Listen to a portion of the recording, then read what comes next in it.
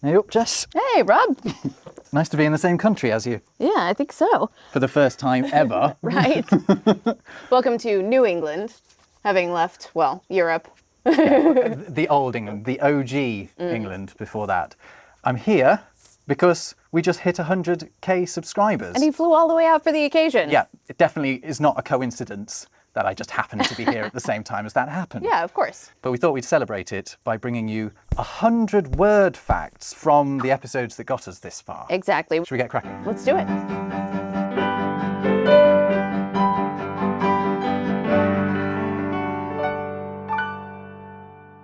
Fact number 1 from our very first episode, which was about greetings, is that Thomas Edison, as well as persuading telephone companies to recommend people began their phone calls with hello, that's why we do that, he encouraged people to end their phone calls with that is all. I love it. I love it.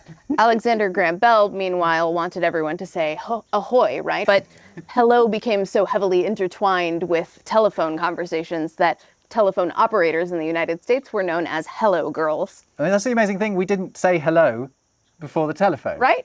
Madness. Fantastic.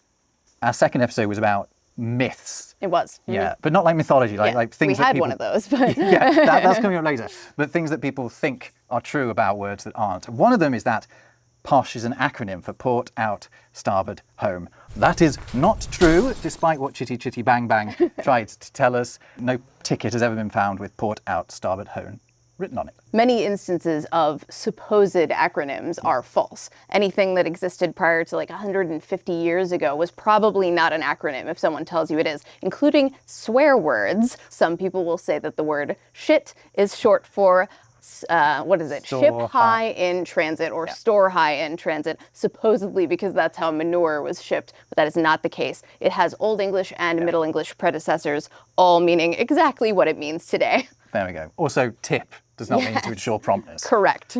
My next fact. Collective nouns. We talked about collective nouns. Oh yeah, I love this like one. A murder of crows. You've got a murder of crows, like a pet murder of crows here, right? Yes, I do have a pet murder of crows. Jess has crows that follow her around. Weatherwax, Hazel, and oh gosh, what's my other one? Elphaba. There we go. Give them names. If one of them doesn't turn up one day, you're going to be heartbreak. Okay, so we've got to go faster than this if we're going to do 100. We do. Okay, the collective noun for a snail is a walk, according to the Book of St. Albans, which is this really old book that gave us A Murder of Crows, The Murmuration of Starlings, and The Kindle of Kittens. A Kindle of Kittens. I love that. It ignites my soul. So we also talked in this episode about eggcorns and malapropisms. And the difference between eggcorns and malapropisms is that an eggcorn is a commonly confused word or phrase. Yeah. So saying wreck havoc instead of wreak havoc is more of an eggcorn because it's a more understandable mistake. You can see why that phrase would be confused, often containing fossil words. Now, a malapropism is named after Mrs. Malaprop, who makes more egregious mistakes, like saying pineapple instead of pinnacle. This is in the Sheridan's The Rivals. That's right. So it's a little funnier if it's a malapropism. We then did an episode about lost positives, which are words where we have like the negative version of the word now, but we don't have the positive one. A word that came up is the word nonchalant, but I am here to tell you, as I did in that episode, that nonchalant is an English invention. It is not a French word. In fact, it has never been possible to be chalant in either English or French. Did we determine that the root there is chalois?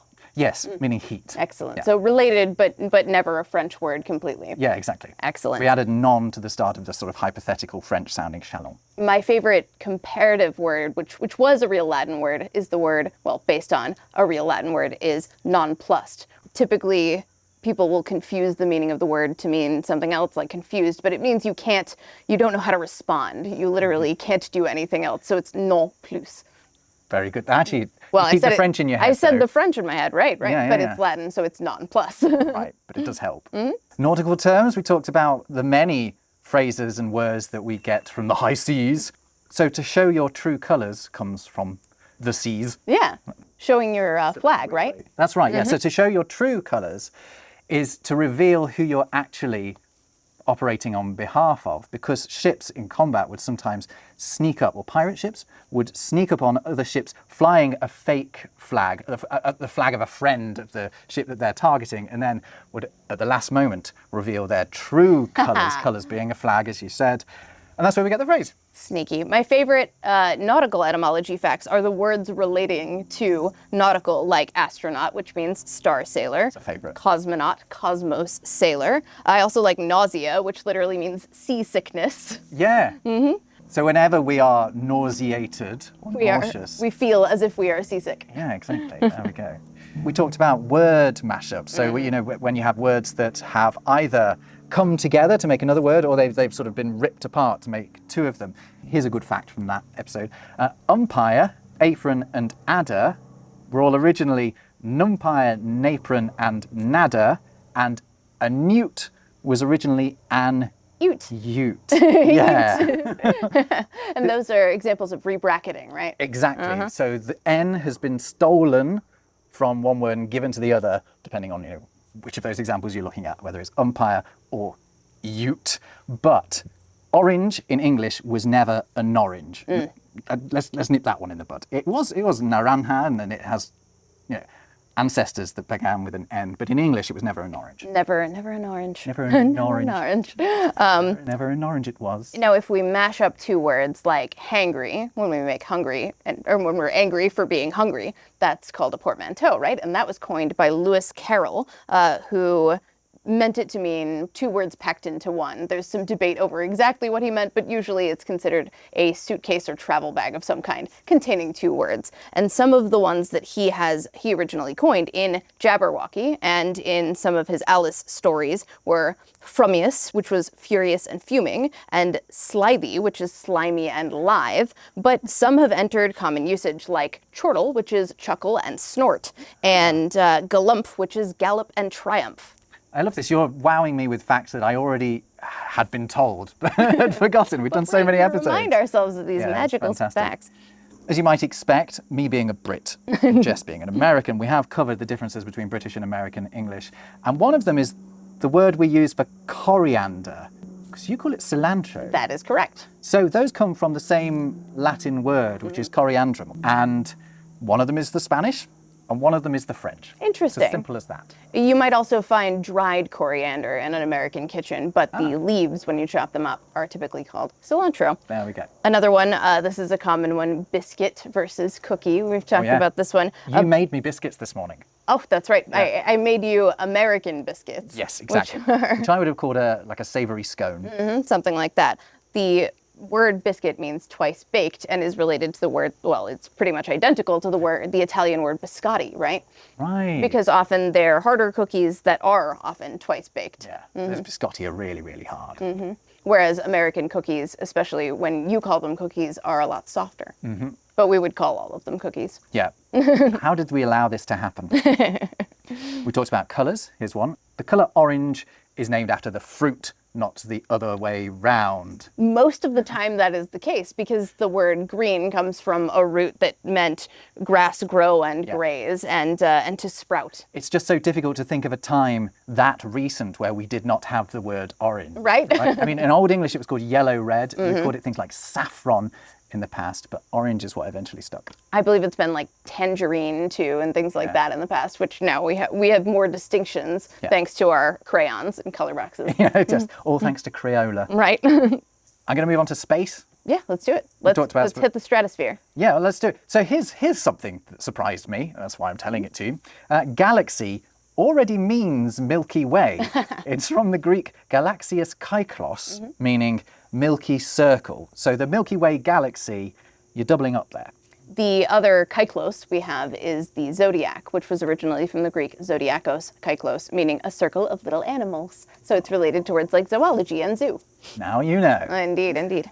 We talked about lost words as well. So these are words that we don't have anymore, that we don't use anymore. And one that I mourn all the time is the old word that the Brits used, and up until like the 70s, for what we now call a billion, because we adopted the American billion. So that is 1 followed by 9 zeros. We used to call that a milliard. Like all the other languages of Europe still call it something like a a milliard. But we've lost that word, and I'd like to bring it back. Yeah, I think that would be more useful. A few lost words, some antiquated words for a hullabaloo, a kerfuffle, or a brouhaha include a hubble-shubble, a bobbery, or a foofara. A foofara. Foofara. I kept foofara in my head from when you said it, actually. It's just one of those ones that now comes out of my mouth, but like in your accent when I hear it.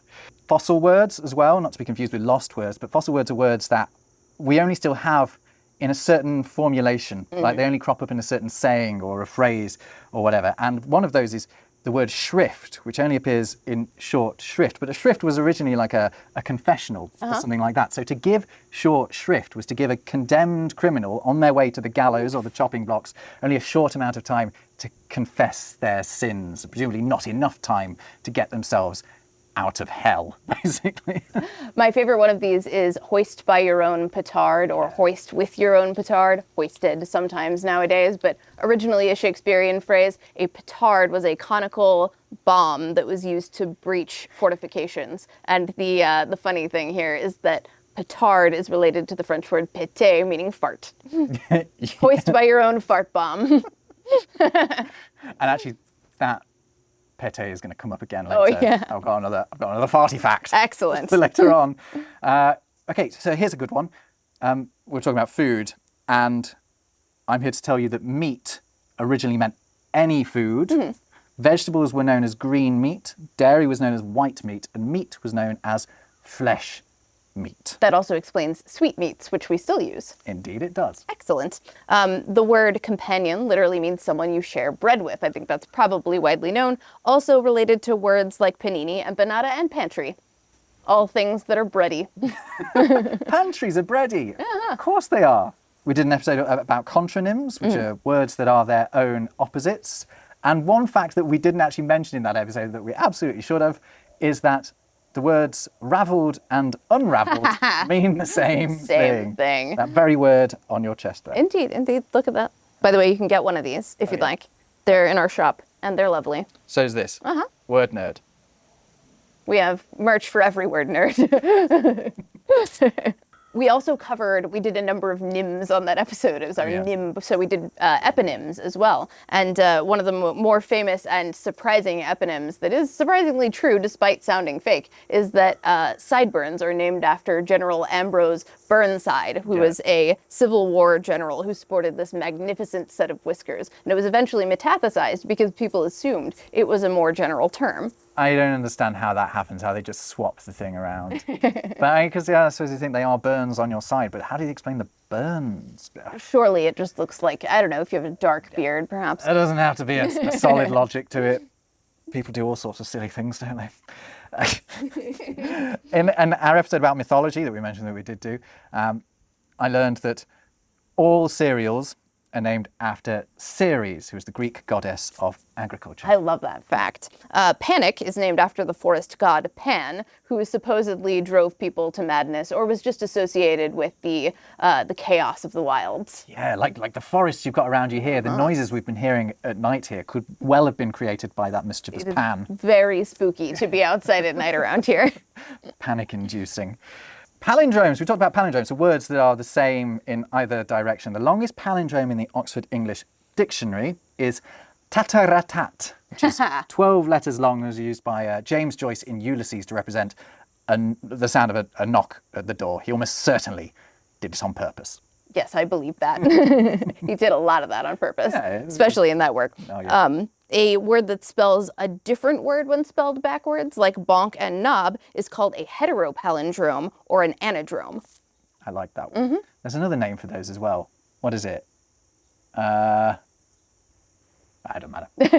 There is one. In our episode about insults, we talked about the fact that a cumberworld was a medieval insult for someone who's taking up too much space on the planet. They are an encumbrance. The world is encumbered by your presence. Oh, that's very funny.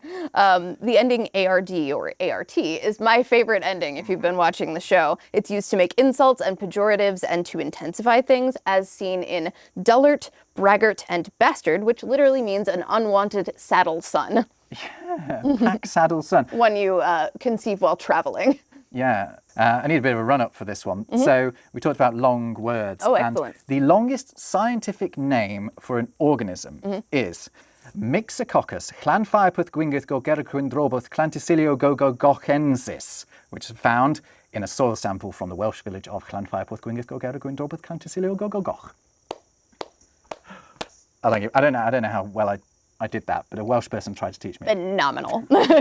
Much better than I could have done. And mine is going to be a shorter word, but it's anti-disestablishmentarianism. And my favorite fact about this, it's originally a political term describing church dynamics of the Church of England. Whether you wanted to be disestablished from or were against being disestablished from the Church of England. Yeah. But it got a big pop culture boost when 12-year-old Gloria Lockerman successfully spelled it on a mid-20th century game show called the $64,000 Question.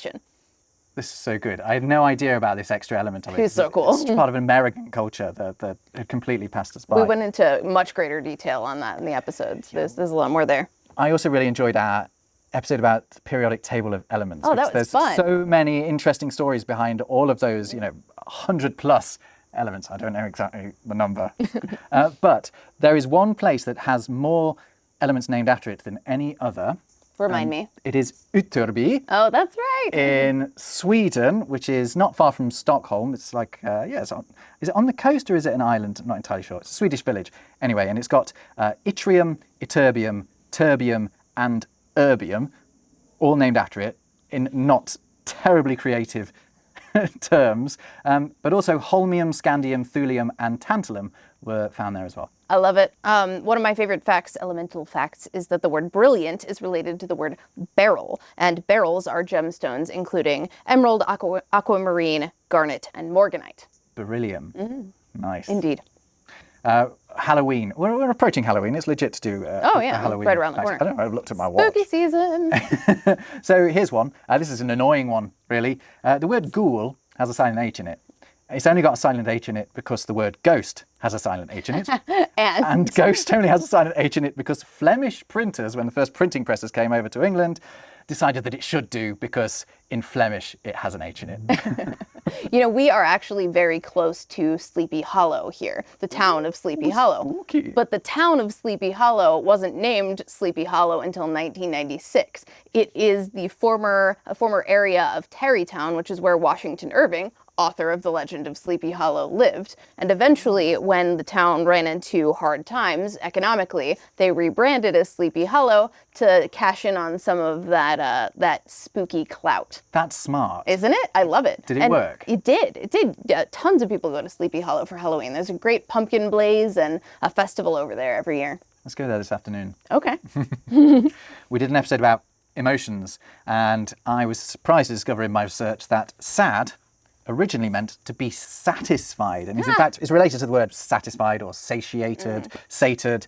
Yeah, and you get the current meaning because it essentially means to be full up, to have had enough of something. My favorite emotional word is one that many people think is beautiful, and it's the word melancholy, but in fact, it's quite disgusting because it literally means black bile. It's one of the 4 humors that supposedly governed how healthy or well-adjusted you were. Humorism is hilarious, as its name suggests, and well worth looking into if you fancy it. We talked about woodland words. Look at that. We're surrounded by them. And that's a tree there. I don't know if it's in shot, but there's a tree. And the word tree and the word true are related. They have a common root that means steadfast. Excellent. Makes sense. One of my favorite woodland creatures is a hedgehog, and hedgehogs were originally called urchins. So a sea urchin is named after the fact that it looks like a hedgehog. A sea hedgehog. We talked about booze, alcoholic words, trying not to encourage people to get too much into the... Cheers. What's in there, Jess? So German linguists concluded that the British have 546 words for drunk, including cabbaged, blottoed, and flothered. I would use blottoed. I've used that. I haven't used cabbaged. My favorite one you gave me was drunk as a boiled owl. That was excellent. Now, many alcoholic spirits have names that mean water of life, including whiskey, aquavit, and eau de vie. Even vodka means little water. They're all water, really. Oh, I mean, Yeah, right? There's a lot of people pretending that they're water. Anyway. Good for the soul, kind of? Maybe. Not the maybe. liver, though. We talked about games in another episode, and in New York the other day, I was chatting to a guy who's really into his Scrabble, really into his Scrabble, and he firmed this one up for me. The highest scoring word ever played in American rules Scrabble is quixotry, scoring Carpenter Michael Crester 365 points back in 2006. And quixotic is named after Don Quixote. Exactly. Indeed, indeed. Exactly. I love it. From our games episode, one of my favorite etymology facts in general is that every sense of the word check, from making a check box or marking a check box to writing a check of any kind, no matter how you spell it, comes from the game of chess. This is amazing. And words like exchequer as well. And it's all originally from a phrase like Shah Mat, which means the king dies or the king cannot move, back from Arabic and Persian terms from the game. Which becomes checkmate. Isn't that amazing? Yeah. Amazing. Jargon. We did one about business jargon, and we discovered that it's one of the few things that really creeps us out about language. It's business jargon. We get queasy when we hear it. But the word jargon itself originally meant the twittering of birds. And you can see how, because it's kind of only understandable to other birds, as jargon is kind of intentionally only understandable to people in the know. It's the love language of business, right? There we go. One of my favorite facts in the jargon space is that the word synergy is significantly older than you would think. It's a biblical term. It literally means working together. Using the Greek elements, it means an identical construction as the word collaboration. Synergy is working together. You're just reading through the Bible one day and you see the word synergy. Which translation is this? Right? The notion was that like synergy is divine, and you can imagine why corporate America would glom onto that one right away. Exactly. Where are we? So I'm just taking a period to look through my notes from our episode about punctuation. I just did a hilarious pun there, Jess. Oh. Sorry, I was thinking. Oh, really? I was thinking about other things. Like, You looked happy wherever you were. You were thrilled. also thinking about punctuation. Okay. We did an episode entirely about punctuation, which is kind of an odd thing to do for a podcast because it's a very visual thing. Right. But nevertheless, here's a fact. We only started putting spaces between words in the 7th century. The Greeks and the Romans never did it. The Romans experimented with putting dots between words, but it didn't last. And in fact, so the first to do it were like Irish monks. It was Christian monks. And it really didn't catch on until like the 10th century, which is kind of amazing. That's How did we do wild. without it? You would think we wouldn't be able to communicate in writing without it. I mean, I would struggle to read without spaces now. It took us that long to decide that there was a better way. I think we encounter a lot more text in our daily lives now too, though, what with these devices and whatnot. This is true. I bet we write more than ever. Certainly. The Greek roots of the word apostrophe give it the literal meaning of to turn something away, which makes a lot of sense when it comes to contractions like can't and won't, well, for the most part, and other words like that. But in possessives, there has also been a letter turned away, and that is the letter E. In Middle English, possessives were formed with the ending ES. So that letter that's been turned away in modern possessives is the letter E. That apostrophe is somewhat controversial. We go into it into Right, we do. It's worth watching just for There's for that. debate around that one. Ooh, there is. Oh, and apostrophe is also like a dramatic technique, isn't it? Where you turn away from whoever you're talking to, almost like give an aside or something. Indeed. On to trades. We talked about trades. So milliner, I think, means something different here to it does in the UK. A milliner is a hat maker in Britain.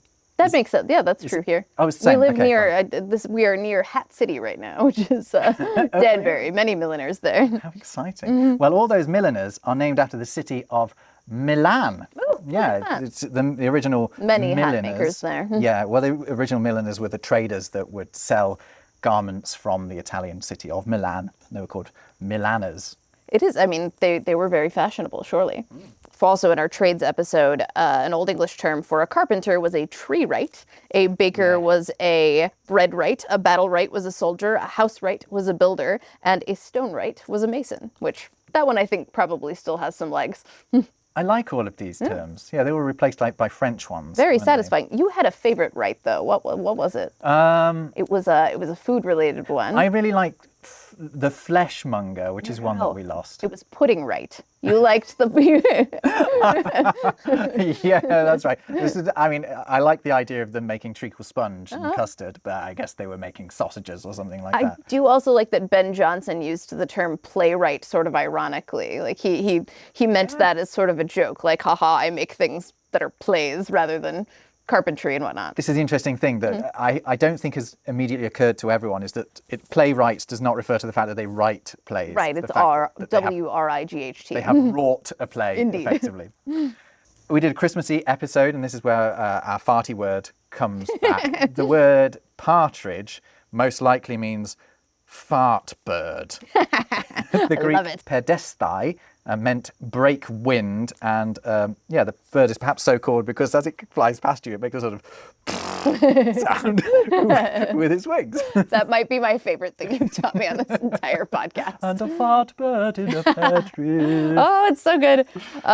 Also, in our Christmas episode, the word jolly is related to the word Yule. It's from the French jolif, but ultimately from the same Germanic source. That is unbelievable to me, right? Because Yule is still, or words along those lines, still the word in like most Germanic languages for Christmas, or not most, at least definitely all jolly of the season. Scandinavian ones.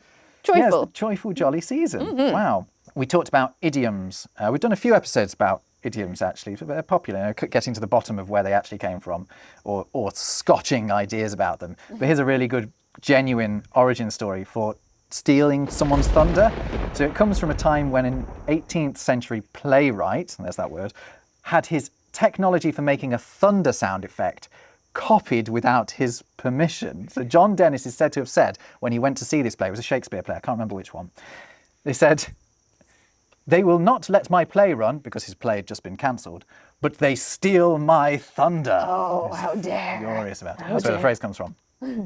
The phrase "by the skin of your teeth" comes from the book of Job in the King James Bible. My bone cleaveth to my skin and to my flesh, and I am escaped with the skin of my teeth. So just your gums. You've lost all the rest of your body fat, and you just have the skin of your teeth. And it was with the skin of your teeth rather than by the skin of your teeth. Yes, indeed, indeed. So we've altered that one over time. Interesting.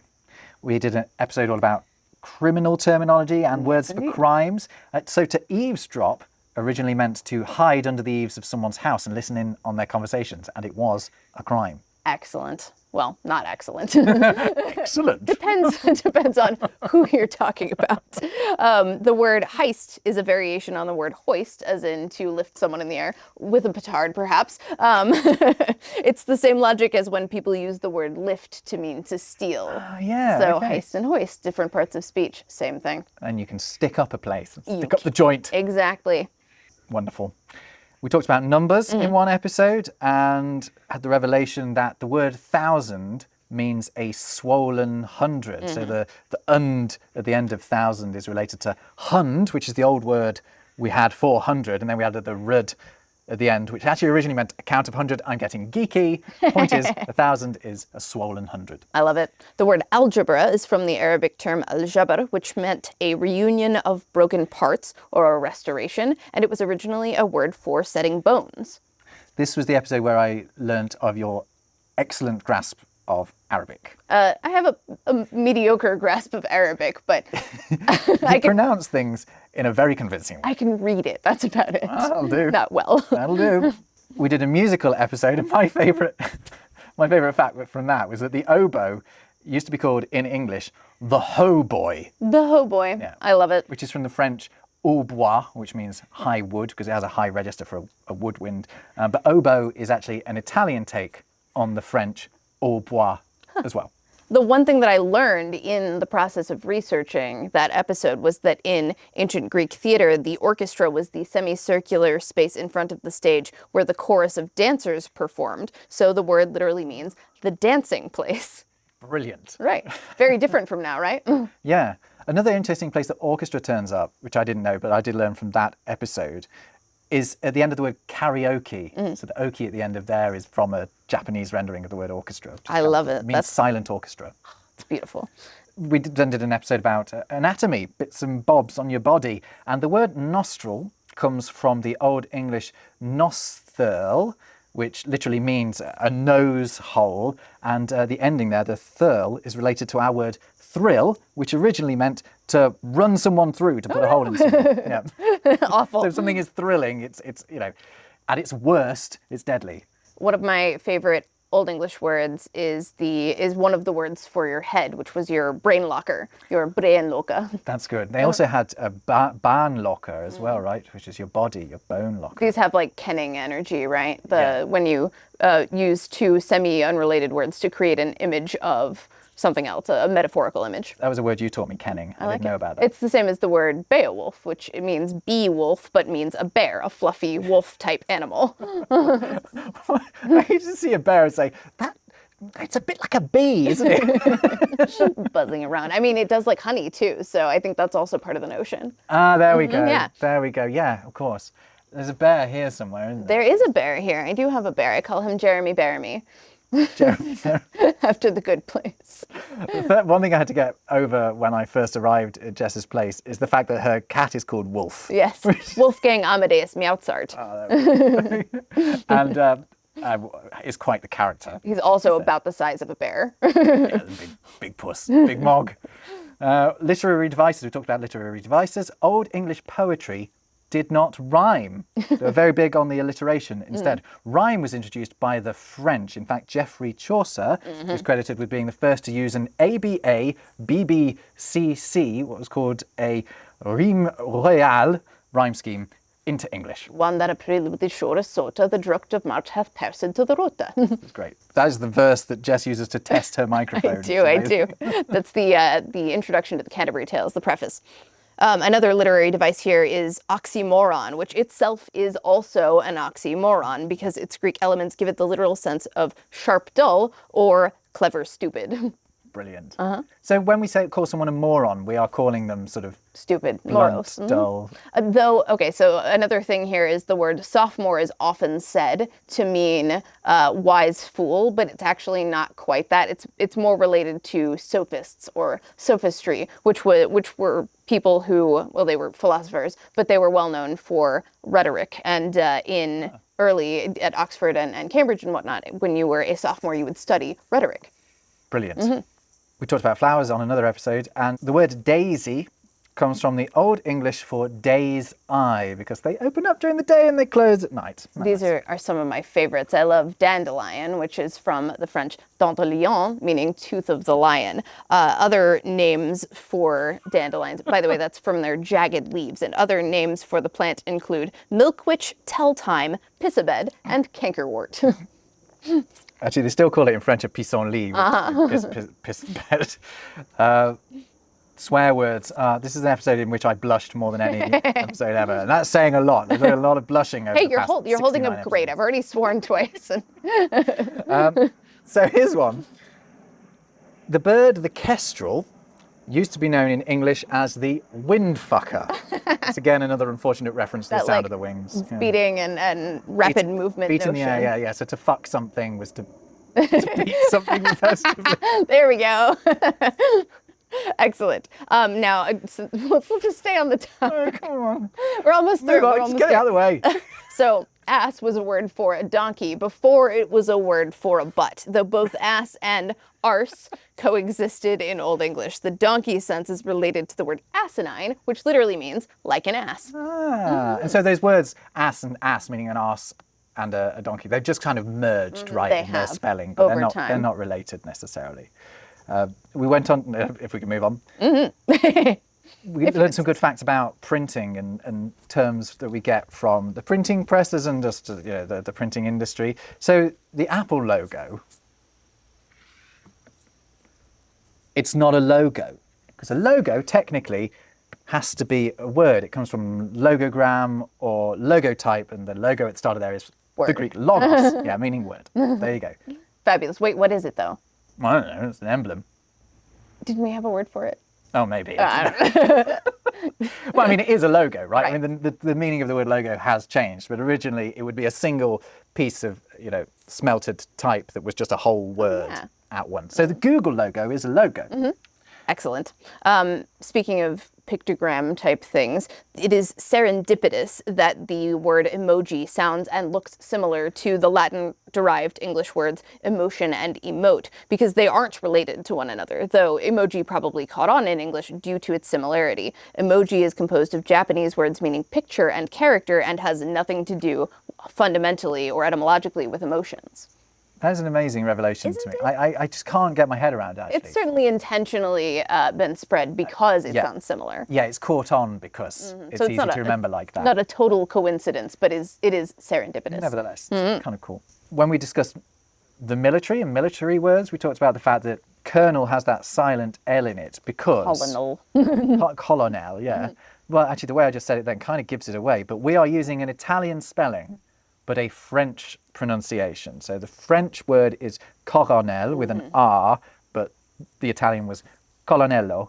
And because at some point we got really, like military historians got really into Italian military tactics, we started spelling it the Italian way, but we kept a pronunciation based on the French spelling. Excellent. The word gun is ultimately from a Norse word meaning battle, but as a word for a weapon, it's a shortening of the woman's name, Gunilda, which also means battle and war in various capacities. And one of the first documented connections between the female name and the name of the weapon was in a 1330 munitions inventory of Windsor Castle, which referred to a specific, particularly large ballista, una magna ballista, named Domina Gunilda, a name that was then extended to cannons and then to smaller firearms. But we don't know who Gunilda was, right? Well, she was the ballista. The woman that launched a million bullets. Well, this also, there were many like female names like that for large weapons and ballista at the time. There was also a big cannon around that time, I think maybe 100 years later, known as Roaring Meg or Great Mag. They often had like look at this big blasty bitch. So Margaret is kind of an every woman. Yes, name, exactly. Like we talk about Jack and all these other names. And it's also found in magpie, which just means woman's name plus pie, which was a word for a magpie. Excellent. In our episode about Shakespeare, Old Willie Shakes. yeah, we talked about the fact that Shakespeare coined using the word coinage to refer to something other than coins. Yeah, in Hamlet, you have the phrase, "This is the very coinage of your brain." Oh, indeed. The first use of coinage to not mean a coin. I don't have a coin. Appropriate for a person who coined many words. Indeed. Indeed. But maybe not as many as some people think. Oh, yeah. I mean, that is very much the subject of that video. It is, yeah. Go watch it. The word lackluster first appears in As You Like It. In its first several recorded instances, it describes someone's eyes. So one's eyes can be lackluster due to weariness or stress or unintelligence in many cases. But Shakespeare regularly made compounds involving the word lack, including lack love, lack beard, and lack brain. Lack brain. That's so harsh. I mean, the insults in Shakespeare are so cutting. They are. And excellent. We also cover those in that episode. Yeah, we did a whole Falstaff spree. We did another episode about UK English and American English, and we learnt that in England, public schools are the most expensive, whereas in the US, public schools are the cheapest. Terminology is a little different there. Yeah. Also, we have the words gasoline and petrol or petroleum. The word gasoline began as gasoline after salesman John Cassell, who refined this product and used his name and a suffix meaning olive. But then when John Boyd started selling counterfeit gasoline, Cassell intervened, so Boyd changed it to gasoline, which American refineries then refined to gasoline. And they sort of retconned the etymology, reinterpreting it as gas plus the Latin oleum, meaning oil, and then the chemical suffix -ine. So that explains why we are so perplexed by Americans' use of the word gas to refer to because this it's liquid. In another episode we did about idioms and debunking them, or explaining where they came from, we talked about the fact that "mad as a hatter" comes from hat makers suffering the effects of mercury poisoning from the mercurious nitrate used to make felt hats. Oh my. One of my favorites here is the term balls to the wall, which is from military planes, which were designed with ball-shaped grips on engine controls, particularly I'm going to say this wrong because I always get corrected on it. Anyway, they had ball-shaped grips, and if you wanted to go faster or go into a dive, you'd push it all the way toward the front of the plane. Push your balls to the wall. Indeed. A similar but less frequently used idiom, balls out, is inspired by steam engine governors. I said train engine, I meant it was steam engine, which use rotating fly balls that move outward due to centrifugal force as the engine speeds up. I can see one of those in my head now. Yeah, this is true. So sometimes balls to the wall is falsely attributed to that instead, but balls out means the same thing and is from that. Okay, good. Speaking of not balls, just out. Speaking of trains, we actually did an episode all about cars and trains and land transport. And in that episode came the revelation that the Jaguar Car Company was previously called SS Cars, but changed its name at the end of the Second World War for, I think, obvious reasons. But the SS stood for Swallow Sidecars, which was what it was called before. And obviously the SS took on a rather more negative connotation during this Second World War. Indeed, and for good reason. Although... We're very anti-Nazi on this podcast, just so you know. That's fine. I'm good with that. Although Americans use caboose to imply the end of something, whether it's the end of a train or a person's backside, the word itself does not specifically denote the end of something. It was originally a word for a ship's galley, and then became a word for a galley or staff car on a train, which wasn't always at the back, but often was. I didn't even know before that episode that the back of a train was called the caboose. I was thinking, which way round is it? Are we naming our asses after the back of a train? Which seems insulting. Or doing it another way round.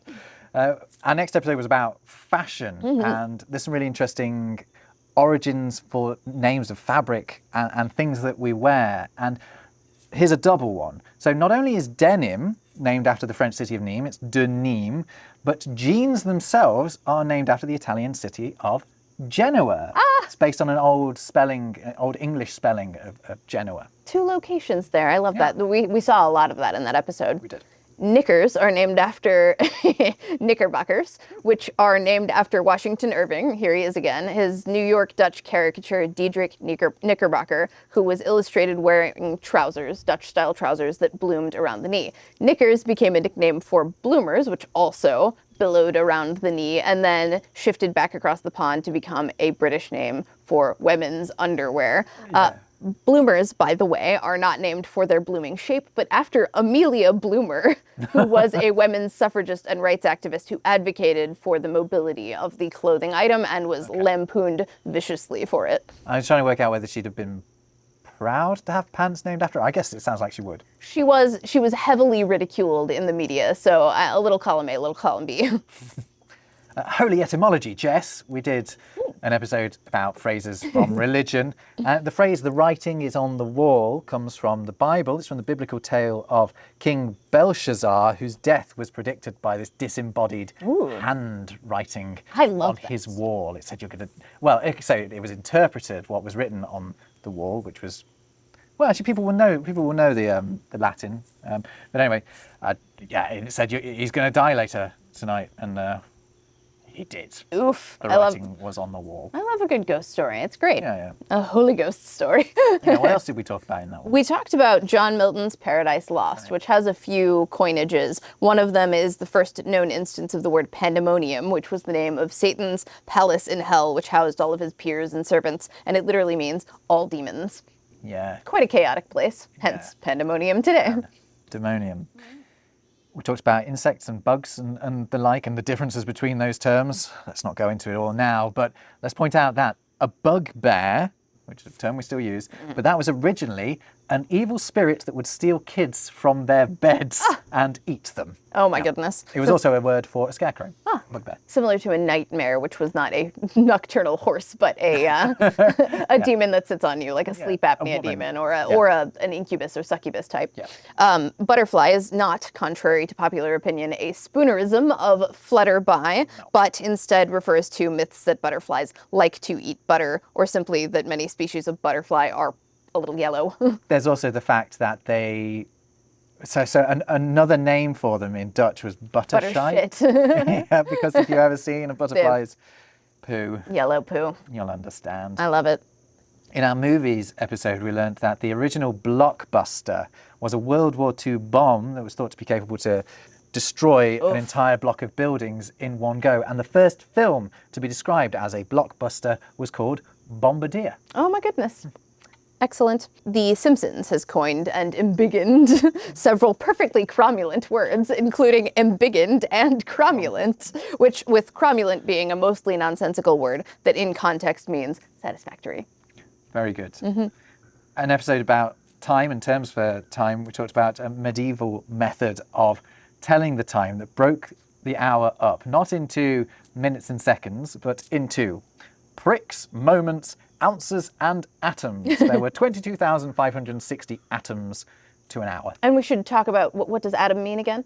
Unsplittable. Unsplittable. Which is kind of ridiculous. Excellent. A month is basically a month. It is related to the word moon and is therefore related to words like meter, dimension, menstrual, semester, and trimester, all senses of measurement. Yeah, an amazing thing about semester is it sounds like it should mean like half of something, doesn't it? It means 6 months. Yes, exactly.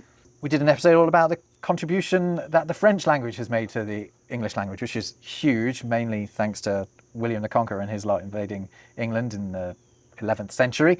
And before that happened, we weren't using the word butcher, but we were calling that person, as I mentioned earlier, I kind of gave this one away, a fleshmonger. But a butcher is so called because they dealt primarily with goat meat. And that butch at the start of there is related to the word buck. Huh, interesting. Even though a buck is not, a goat these days.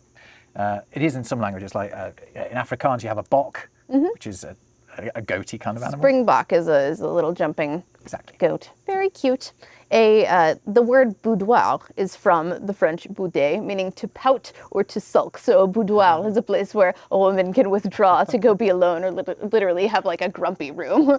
I definitely have a part of our apartment that is my boudoir Grumpy in room. that case. It's sleek off too. Also, the desserts known as ladyfingers are also known as boudoirs in French, and evidently, well, supposedly, you might have to fact check me on that one, evidently because one might enjoy a light and delicate dessert in one's boudoir. Oh, very nice.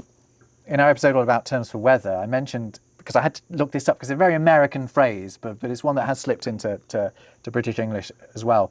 To take a rain check, what does it originally mean? So it originally meant to be given a ticket for another baseball game because the one you were supposed to be going to was rained off. So it would be a rain check would be like a physical slip of paper, which I think is really neat. That is very interesting. Yeah. We also related to weather. The term meteorology does not mean the study of meteors as we currently define them, because it comes from the Greek word meteoron, meaning a thing high up in the air. So it is the study of anything high up in the air, including other atmospheric phenomena. Originally, a meteor was anything visible from the ground, like storms, rainbows, auroras, or shooting stars. Right. So that is why meteorologists do not study precisely meteors. Okay, and this is my last fact, Jess. Excellent. It's from our episode about money, and it is that the US dollar is named after a Czech valley. Yakimov in Bohemia used to be called Joachimsthal, and coins made from the silver that was mined there were called Joachimsthaler, and that's where we get the word dollar. I love that. And then the word money and the word mint are from the name moneta, which was an epithet for the Roman goddess Juno, who had a temple near the place where money was minted in Rome. I think that's right on the money. Very good. And a great place to end. Yeah. It's 100 facts from our first episodes that got us to 100,000 subscribers. Thank you so much if you are one of those subscribers. If not, do click subscribe now and help us get to the next milestone. Oh, we love that. Jess, this has been such a thrill to do this actually with you in the flesh. I know, right? It's so mad that we've been doing this for so long. And we hadn't met. And we hadn't actually met, but we're friends all the same. Hell yeah.